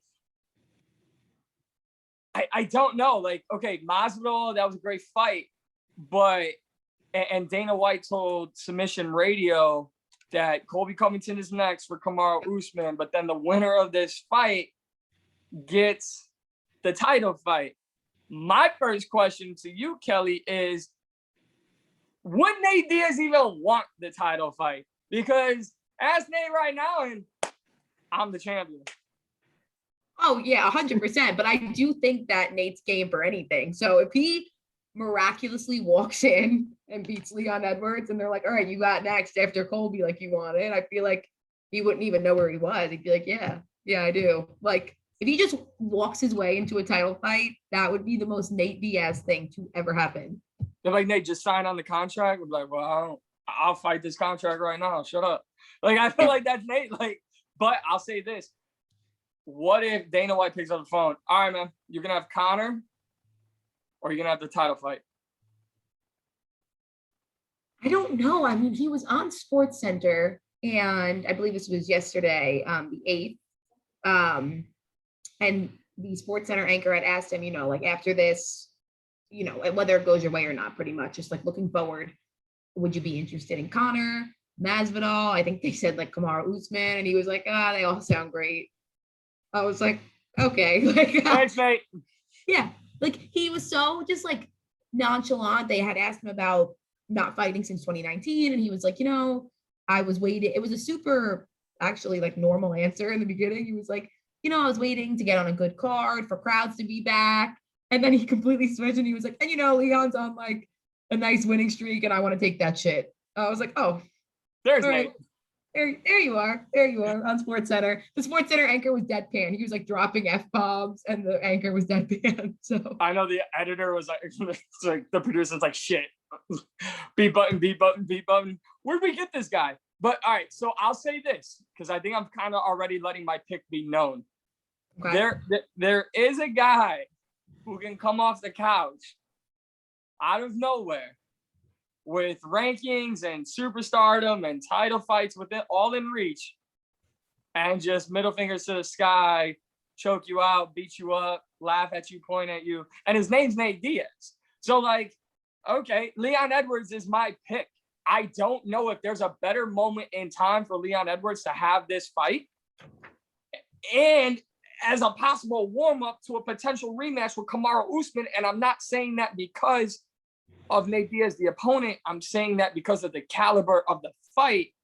And I'll get to that in a second. But there's no one better to just randomly shock the airwaves, so to speak, than saying, oh, we just made Nate Diaz versus Leon Edwards when we hadn't heard from Nate since 2019. No, 100%. When I saw that fight was made, I was like, okay, first of all, I'm excited to see Nate back in there. But I was like, are there better fights to be made at 170? Yes. Are there better opponents for Leon Edwards to fight at 170? Sure. But there's just something about fighting Nate Diaz and any Diaz brother. People want to do it. And like you said, Leon Edwards hasn't been like crazy marketed. You know what I mean? He doesn't talk a lot of shit. He's not. I mean, he has like this very nice, impressive like win streak, prior to the no contest where he was, doing very well against Bilal Muhammad. But a lot of people still don't talk about him. So I think if he goes out there and he beats Nate Diaz like he should, then people will be talking. I mean, because ultimately he is, whoever wins, if it's Leon Edwards, is next after Colby Covington for the title shot regardless. And I think it's almost poetic justice that Dana came out and said that. So if Leon beats one of, if not a top 3 draw in the UFC right now, and Nate Diaz, that Leon will go, remember for the last 2 years when you guys wanted to cut me, remove me from the rankings because I wouldn't fight your young up-and-comer? Like, poetic justice. No more Khamzat Chimaev. I just took out Nate Diaz. I'll be waiting over here for the next title fight. You guys let me know when you're ready, because I'm ready to go whenever. And I've talked to Leon for years. Actually, was one of the first people, humble brags, to talk to him after the Jorge Masvidal incident. And I never walked out of there going, oh shit, like this guy just got a 3-piece and a soda. Like, just the way he carries himself. And the craziest thing about this all is he won't have to cut like some crazy promo on Kamaru Usman. And knowing Leon, he's gonna be like, yup, I need that fight back. I need it back. You know what I mean? Like, that's all he's gonna say, and then people are gonna be like, holy shit. So I'm just urging fans, before you put in your money, and Nate Diaz, if you're a gambler, looks so sexy right now. If you're just a casual and he's plus 400 and you've never watched Leon Edwards, I'm telling you right now, you're gonna lose your money. You're absolutely gonna lose your money. But again, like, does this change things if Nate Diaz comes out the winner? Do you wonder if Dana said that about the next, whoever wins this fight being next after Colby, like with the slight hope in his mind that it is Nate and not Leon Edwards? No, because I think we had this little Colby hang up, and we got Masvidal too. If Nate wins, we might get like Masvidal Usman 3, because we know how Nate is when it comes to contracts and big fights. And like, I don't know that Nate Diaz wants a title fight. I don't know. Sure. I mean, he even said it himself. Like, he fights because he likes to. Like, he loves to do it. He likes to fight. He doesn't fight for the money or the titles. Like, he just literally fights because he's a fighter. Like, he's so legit. But yeah, I mean, I think Leon Edwards is going to win. He should win. Would I be absolutely hyped out of my mind if Nate Diaz did the impossible? Yes, I would. You disappoint me. I know. I disappoint myself, but I do don't think know why Leon you wouldn't Edwards. just pick him then. Why wouldn't you just pick him? No, because Leon Edwards is going to go in there and take care of business. I can pretty much guarantee that. All right, co-main event. It is a rematch. We have 2 rematches to close out the card. Davison Figueiredo, Brandon Moreno, and all right, hot take number 5 now, as we talked about this main card. I don't think Davison Figueiredo is that good. I really don't. Really? Just went back and watched the Brandon Moreno fight and watched the countdown with them, and he talked about, oh, Brandon Moreno was acting. No, my man. You kicked him in the nuts in an empty arena, and the entire broadcast team thought the fight was over. Yeah. Like you can gauge that immediately. No disrespect. He beat Joseph Benavidez twice. Okay, I understand. And then Alex Perez, and Alex Perez is good. But I think Alex Perez got caught up in the moment. I mean, that was, that we got this first fight between them in less than a month's turnaround because of what that was. So I don't know. I think Brandon Moreno winning this fight is a lot less shocking than what most people will make it out to be, because one, the flyweights don't get enough attention. Like Dana White said, oh, that first fight between them was possibly the greatest flyweight title fight, in the history of the division, or the greatest fight in the history of the division. That's great, dude. Henry Cejudo and Demetrius Johnson online won. Like, what are you talking about? Stop you tried to remove the division, and now you're trying to hype it back up. That's a promoter's job. I get it. Right. But I think Brandon Moreno could walk away with this one easily. Yeah, I mean, I wouldn't be surprised at all. I rewatched Figgy Moreno 1 today as well. And I do not think it was a case of Brandon Moreno overperforming. I think it was Davison Figueiredo did not take him seriously. So I don't think it's going to be some kind of blowout this time around by Figgy. Like, I think Figgy's going to take the fight more seriously. And I think Brandon Moreno is going to continue to perform to his ability, just like he did in the first fight. I mean, it happens in movies and everything. The sequel's normally never as good as the original, but I am hoping that this one delivers. Not saying it needs to be better or even just as good. I just hope it comes close to what that first one was, because it was insane. Like, I don't know, like for a 125 or like Figgy is so strong. Like, and I know the commentary team had brought up several times going into the championship rounds, is his weight cut going to play a factor? But I mean, obviously he went, 25 minutes and it was fine. So it didn't seem to play much of a factor. And then, like you said, there was the groin shot and the eye poke. So it's like headed into round 3. Let me see, I wrote this down. Headed into round 3, Moreno's eye was not in good shape. So I don't even think it was an eye poke. I think he was just hitting his eye and there was a chance of a broken orbital bone. So it's like into round 3, his eye was compromised. Then the groin shot. I was like, how is this kid still standing and like fighting and seeing and whatever? And then there was potential that his arm was broken. I don't know if that ever was confirmed that his arm was broken. I don't think it was broken.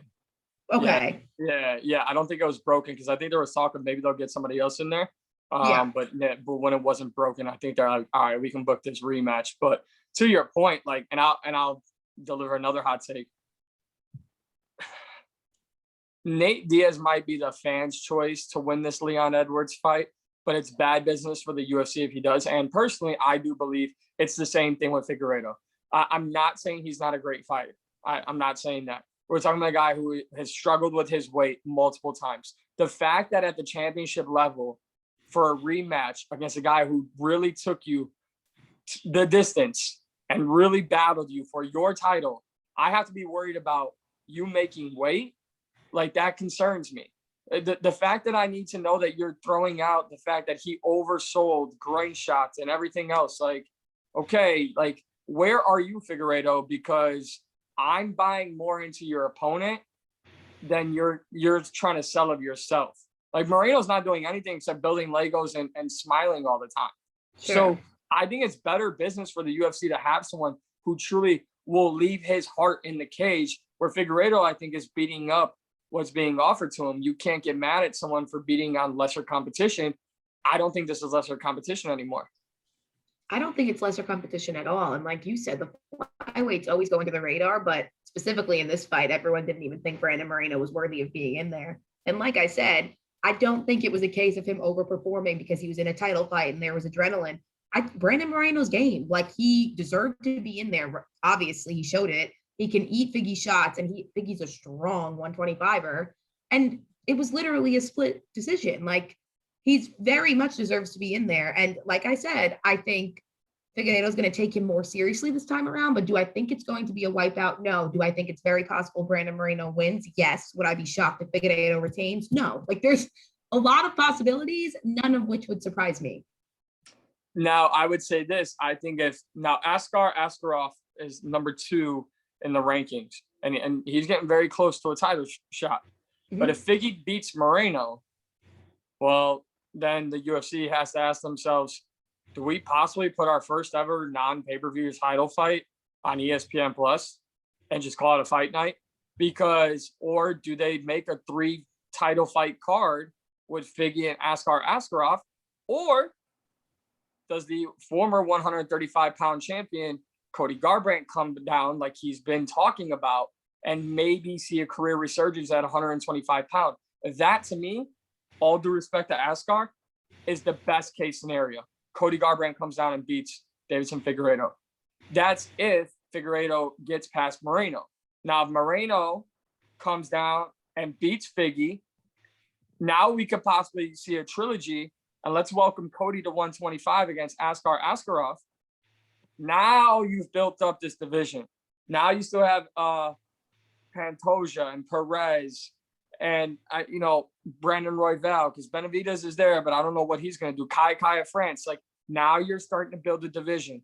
If Figgy wins, you got to urgently make a move to make your division stay relevant. And I think that would include Cody Garbrandt. But if Moreno wins, you can absolutely throw me a trilogy, because I do believe the sequel would be better than the first one in this fight.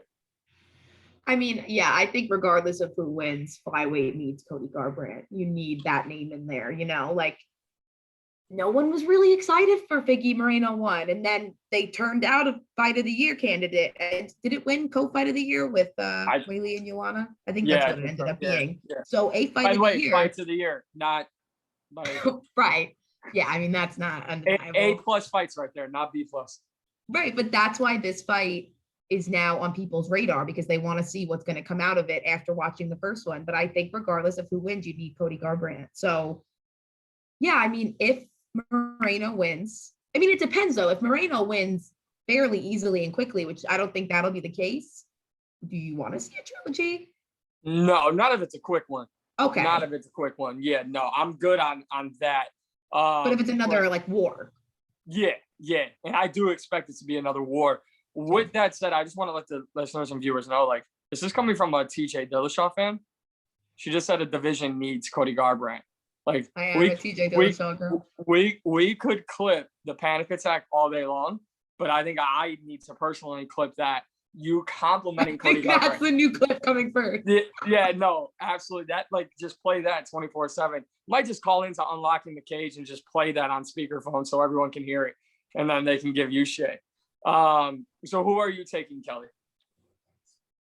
I'm gonna go Figgy on this one. I love Brandon Moreno, I really do, but I just don't think Figgy took him seriously. And if there was no point deduction, Figgy would have won that fight. So I think he's going to be smarter. I think he's going to take Brandon Moreno more seriously than he did the first time around.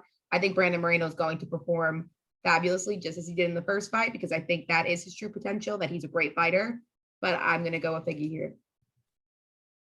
Forgive me if I'm wrong, but Figgy's little title run here, or path to the title and then the defense, it's all been in front of empty crowds. Am I right?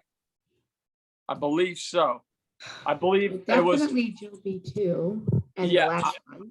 I think the last one was in Norfolk, or the first one against Benavidez was in Norfolk, Virginia, which was one of the last cards with fans. Yeah. So that was February 29th. So that was the event before the event without fans. Yeah, because Joe B2 was Joe B2 was Fight Island. Did they not have fans there? I don't think, or maybe the second Fight Island stint they did. Yeah, the second Fight Island stint they had fans. So then I turn it around and say, you bring that war that we saw in this first fight and you put the emotion and energy of a crowd into it. I think that favors Brandon Moreno. The way he carries himself, the way he fights, how he kind of always puts his foot on the gas pedal. When you talk about how Figgy approached his first fight, and then he thinks there's this excuse and that excuse, like, I'm not buying what Figgy's selling, and I'm taking Brandon Moreno. I mean, that's a good point that you make. I do think that the crowd is going to favor Brandon Moreno, but I don't think the crowd should play into your performance like negatively. Like when Weili Zhang was like, I was so surprised by the boos, like that. I was like, okay, like, you're still a professional fighter. Like you got to go out there and perform. You can't say because the crowd booed you. That's why Rose Namajunas knocked you out. Yeah, no, your hands not being where they needed to be is why Rose knocked you out. I'm with you. And I'm not saying the fans are the end all be all in this fight. I'm saying for a guy like Brandon Moreno, who maybe needed a little more push at the end of that first fight, I think he can get it from the crowd and that energy, because there is something to be said about a live crowd and a title on the line. I was in there. I was in the building when Triple C was born. It's a crazy ride to be on for sure. But for sure, I agree with that though. I think it'll be a factor more positively for Moreno than negatively for Figgy. So I get what you're saying.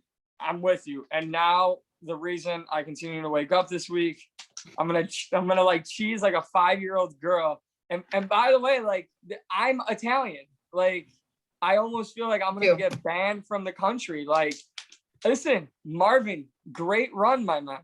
But Israel Adesanya said it himself. He is still, in a marketing term, the undisputed, undefeated, reigning middleweight champion. Sure, he took it out. He took a loss. But I caution people to, again, just like I did earlier, I caution people, do not look like I did with Bilal Muhammad. Do not look at that last fight and go, this guy's not that good. No, I think people really underestimate how hard it is to become a double champion since it's been done, but it's so difficult. So the fact that Izzy even went up to 205 and tried to do it is something in and of itself, that he was given the opportunity to do so. And I really disagree with the people that say that the blueprint has now been laid out for how to beat Israel Adesanya, because that's just not it. You know what I mean? He's not, maybe for 205ers that are much bigger than him, there's no blueprint at 185. He is the best 185er in the world, and he's going to beat Marvin Vettori on Saturday. Yeah, and I'll say this. I think of his most recent opponents at 185, I think that the snake's back on the screen, by the way. Just need to throw that in there. Letting you know. As Chuck is literally being held by Shaq. They're trying to get Chuck to touch the snake, by the way. But when we look at Marvin Vettori, I do feel like he's got the best takedown offense of anyone that Izzy has recently faced with outside of Jan Blachowicz. I'm talking about strictly middleweight. Paulo Costa might have brought out the black belt and talked about this. He looked like a white belt in every category of mixed martial arts. Robert Whitaker, very much known for his wrestling, did great against Yoel Romero. The only thing he'd wrestled was himself off the canvas when Izzy beat him. And same thing with Yoel Romero, scariest guy in the division. Yeah, no, I'm sorry. No. And there was a moment on UFC Countdown where they were playing back the first fight, Eugene Behrman and Israel Adesanya. And Adesanya said, stop it right there. And he knew that. And Eugene was like, great call out. Like, so that just tells me the mind of Izzy has gotten even better than just the physical skill set of Israel Adesanya. And now Marvin might be able to take him the distance. He might be able to do that. But we will know very quickly. I'll even drop a hot take and say within the first 2 minutes if this fight's going to last. So that was actually one of my favorite parts of Countdown, when Izzy stopped the video and pretty much called out what he did wrong in that situation and how he should have handled it. No, I mean, I completely agree with you. Like, I do think that Marvin Vettori is extremely talented and also one of the best 85ers in the world. He wouldn't be in this fight if he wasn't. I just think that Izzy is going to be like extremely efficient with his strikes. I think he's going to out technique Marvin. He did in the first fight. And I don't know. I think it's going to be very competitive. I think it's going to go to decision, but I think it's going to be Israel Adesanya. See, even so, if we would have had multiple picks like that were like similar and we needed a tiebreaker, which we don't because we disagreed on the co-main, I would have put the tiebreaker on the finish of this fight because, again, give me 2 minutes and I think I'll be able to text you and tell you I think the fight's ending earlier or it's going to go late. Sure. People talk about riding momentum and you're only as good as your last performance and this and that. Yeah, like all that gets wiped out when it's a rematch. One has to come back down to the division and really show his throne and defend his throne. And another is trying to defend the fact that he believes he won the first fight. Sure. To me, this is one of those very rare cases where you can take the first fight and throw it out the window. One fighter has become much better than the first time they fought, that being Marvin Vettori, but one has elevated his game to such a higher level that he is truly on the brink of stardom. And I'll say this, I don't even think Israel Adesanya needed to become a two-weight world champion to reach elite status. He did that for one reason, to entice John Jones into a fight. But now Izzy's going to realize the UFC and Israel Adesanya can move on without John Jones and be just fine. And I think Izzy now goes back to rewriting his legacy as who he was as middleweight champion, and kind of what we're seeing across a few champions who, like Kamaru Usman, let me just put this to rest. You thought you were this? I'm just go ahead and put that to rest. I'll be right here. Who's next?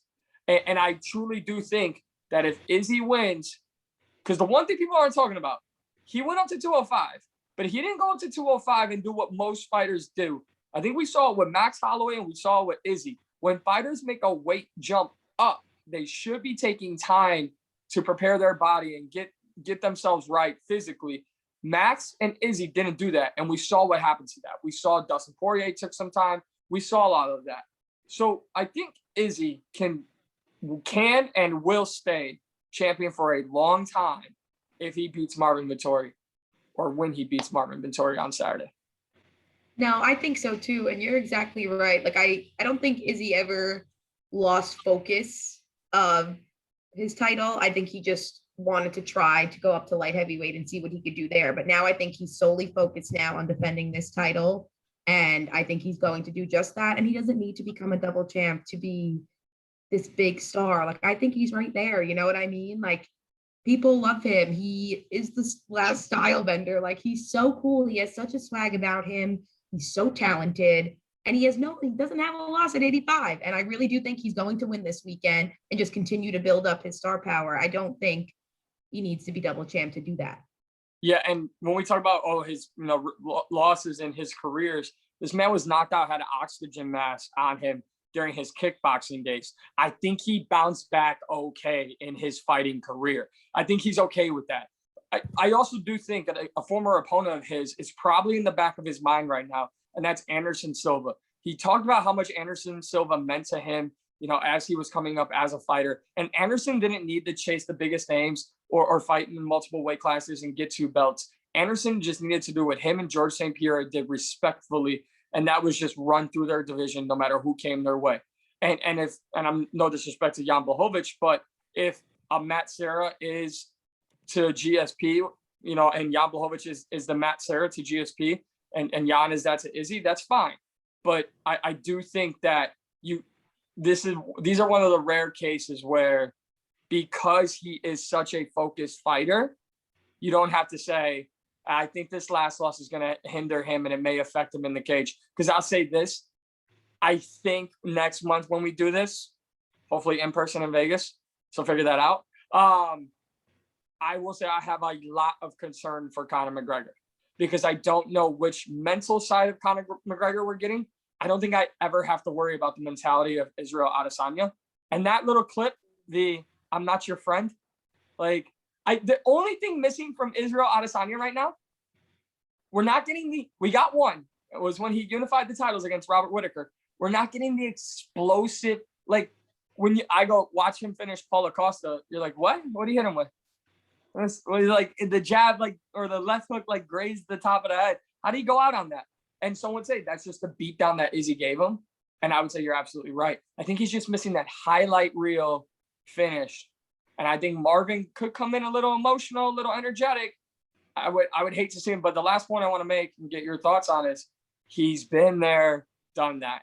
This isn't a main event anymore. This isn't 3 rounds. This is a world title fight with everything on the line.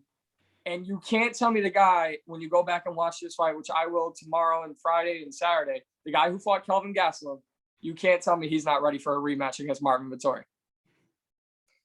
No, I'm so ready to watch this fight, because, like I've said, Marvin Vettori obviously has gotten worlds better since the last time he fought Israel Adesanya. But like you said, Israel Adesanya has completely taken his game to a completely new level. Like, his level of opposition is just insane. Paulo Costa, Yoel Romero, Robert Whittaker, Kelvin Gastelum, Anderson Silva, like, doesn't get better than that. And I don't think his confidence is knocked at all from what happened in the 205 title fight. I really don't, let alone his confidence being knocked at 85. Like, there's absolutely no reason for it. He is still the best middleweight in the world, and he knows that. So I think he's going to go in, prove it. And, I'm sure maybe, if anything, maybe there's a dot of a chip on his shoulder to be like, let me finish it. Like, I'm not even letting this go to the judges' scorecards. I know I won last time I went to the judges' scorecards, but let me show you now, like, before it even gets there, that I'm the best and I'm going to beat you again.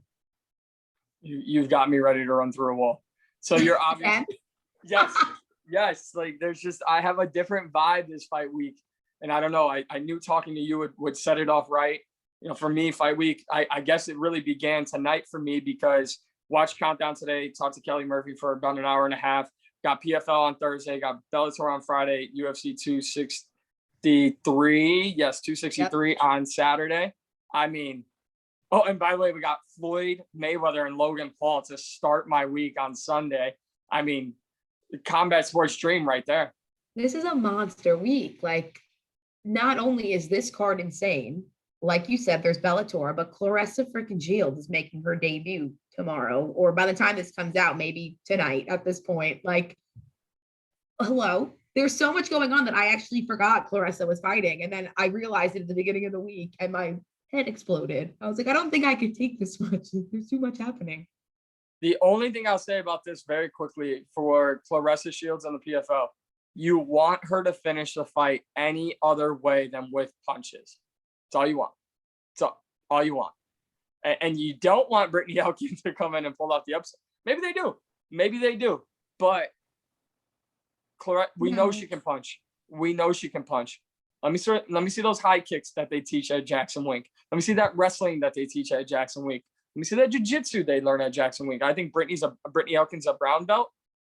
Clarissa Shields makes a mixed martial arts statement if she finishes Brittany Elkin any other way. Then, like, she can knees to the body, anything. It has to be something different. And honestly, I'll say this. They almost, I would say the PFL needs that, because I truly do believe Kayla Harrison's gone after this year. Yeah, no, you make a really good point. Clarissa said today at the PFL4 presser, I'm just as much an MMA fighter as everybody else on this panel. And there were a lot of things she said that I agreed with, but I was like, I'd like to see you get in there once, you know what I mean, before you say something like that. So I agree with you, like, get in there and show it that you know what you're doing on all fronts. Doesn't have to be perfect, but show that you know what you're doing on all fronts. And I do like some of the upsets that have happened in the PFL this year, and specifically the Clay Collard Anthony Pettis fight, because I think it shows the advantages of the PFL tournament and the way they do things, because it doesn't mean you're down and out if you lose one, you know what I mean? You can come back, win, and still make the playoffs. So I think that's exciting. And I think it's exciting to know the PFL has men and women that can be, former UFC men and women that have decided to head over to the PFL, which I think is all around a good thing. But this is a fight where I do not want to see an upset. I want to see Clarissa go out there, look good, win, and then, continue her way on wherever her next fight is, because she's not in the tournament, right? I don't think it's just a fight. She's not in the tournament. But they could make the tournament revolve around her. Once again, I do feel Kayla Harrison's gone after this year. I do think I listen, I've been following the sport and somewhat, I don't air quotes covering the sport long enough to know when Dana White's saying one thing but meaning another. That I don't even think the ink will have dried by the time Kayla Harrison signs her UFC contract. Like, that's just my personal opinion. It's not, I have no insight. I think it's all negotiations, what you hear Dana White say. He needs Kayla Harrison in the UFC more than Kayla Harrison needs to be in the UFC. And the fact that she's willing to fight Amanda Nunes kind of speaks to that. So Clarissa Shields has an amazing opportunity to shut MMA critics up and to also send a statement to the entire combat sports world.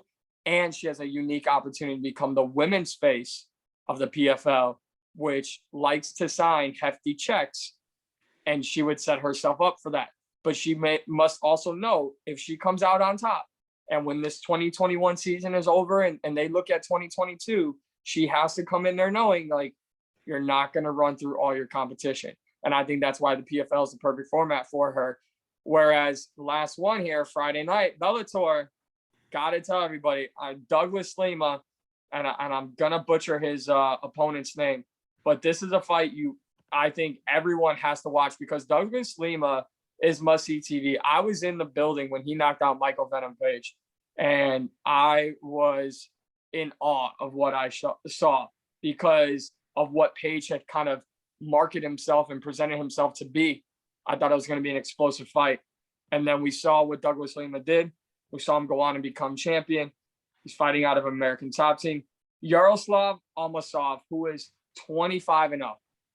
And that right there is an easy marketing sell. But just like everybody said with Khabib, the undefeated record doesn't count until he fights somebody real. Douglas Lima is going to bring out the best in Yaroslav. I just really don't know if they're at the same level. And Douglas Lima needs it, because he's coming off that loss to Gegard Mousasi at 185. No, I completely agree with you. I met Douglas Lima before the Rory McDonald fight in 2019, because he came into Sirius XM. We actually had him and Rory McDonald on the same day, obviously different times, because why would we have them in the I mean, really should have had him in the same room, but we didn't. You'd be like, ESPN first take, come on. Right. Like let's start the fight here. But I've been very high on him since then. He is a big guy. I didn't realize like how big he was in person. And he was incredibly nice. He was very well spoken. And I've been really, really high on him since. So I'm excited to watch him too this weekend. It literally just completely slipped my mind that I have things to watch Thursday, Friday, and Saturday. Yep. And then I watch Ultimate Fighter Tuesday. So I have no haven't watched life. it. You haven't? I haven't watched either. I'm like embarrassingly locked in. I love it. I love it. Well, who are you It's taking good. in that title fight, by the way, between Volkanovski and Ortega? There's one answer. Only one answer. I'm gonna go Volkanovski. Oh, there you go. Because the real champ is coming back. You know who the real champ is. He's coming for the belt. Right? Max Holloway. Yeah, he might have done something to Who are you taking in the Volkanovski Ortega? Only Volkanovski to meet Max again. Like, I'm sorry. Like Max is fighting Yair Rodriguez later this summer. That's gonna be so good. I want all of that. I don't think so. I don't. I really don't think. I think Max is back onto this level that like we can't describe. And Volkanovski might be real good, but I just think we're getting what we just said about Israel Adesanya coming back to 185. That's what I truly feel about Max Holloway at 145. But I won't talk about that performance he had, or on Fight Island against somebody you might know. So, yeah, let's relax on that. But real quick before you go, I want to throw out these couple fights. Kyle Crutchmer, or these fighters. These are like fighters to watch. Nick Newell, always a great story. So obviously a great fighter, great fight to watch. Taiwan Claxton. I'm gonna kind of self-plug here. I talked to Taiwan today during the Bellator press conference. Justin Gonzalez came on first and said, I believe I'm the best 145-pound fighter in the world. And he's 11-0 making his Bellator debut. I mentioned that to Taiwan Claxton, and Taiwan Claxton said, he really said that? I thought he was asking Bellator officials, and then he said, can the media guy not hear me? So I unmuted and I said, yeah, he really said that. And Taiwan Claxton, who's been in the tournament before, in the World Grand Prix tournament, said, oh, I guess I have to serve him up a little piece of humble pie. And so now, like, give me all of this fight on Friday. I like it. Yeah, Kyle Crutchmer also comes from the AKA, Daniel Cormier, Oklahoma State, like coaching branch, great wrestler, obviously. But Kyle Crutchmer. And then Aaron Pico is on this card.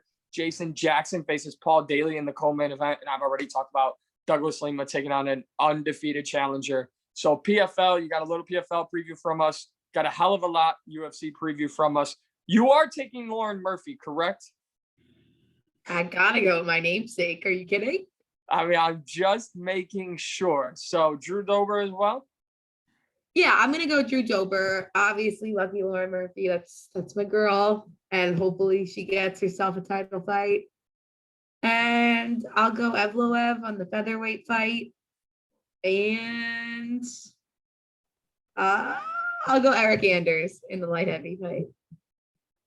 Eric Anders scares the shit out of me, so I'm just going to Eric Anders regardless. I've never seen someone with broader shoulders. Yeah, and I'll never forget that head kick he landed, but as his opponent was getting up, I forget who he killed, but I don't think we've heard from that guy ever since. I'm definitely taking Dober, Anders, Murphy. Wow, Evloev. I might have to double the shots just on that one. Might throw a second. Yeah, I think you're making a bad mistake on that one. So I'm taking a Hakeem Daoud, and I'm putting an additional shot on that one. Okay. I can't.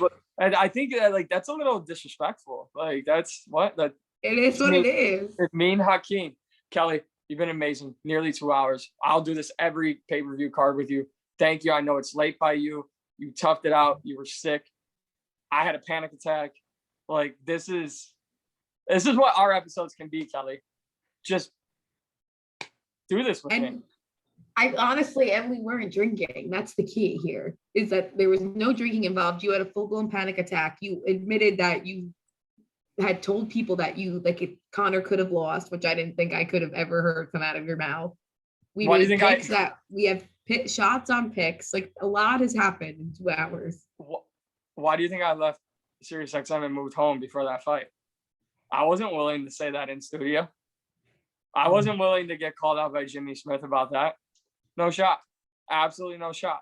I don't even want it to be known that I'm in Vegas, even though it's pretty much well known that I'm going to Vegas now for 264. I'm gonna act like I've never met anyone on that card. That's it. Honestly, I have one last thing to say. If Yeah. anyone wants to help me get to Vegas, my Venmo is Kelly Murphy 25. All donations are appreciated because I really would love to be there for Conor Poirier 3. Okay. Like I said, so, even if I'm not in the arena and I'm just there, that's fine. all right. So here's what bothers me. I'm still struggling to find a hotel.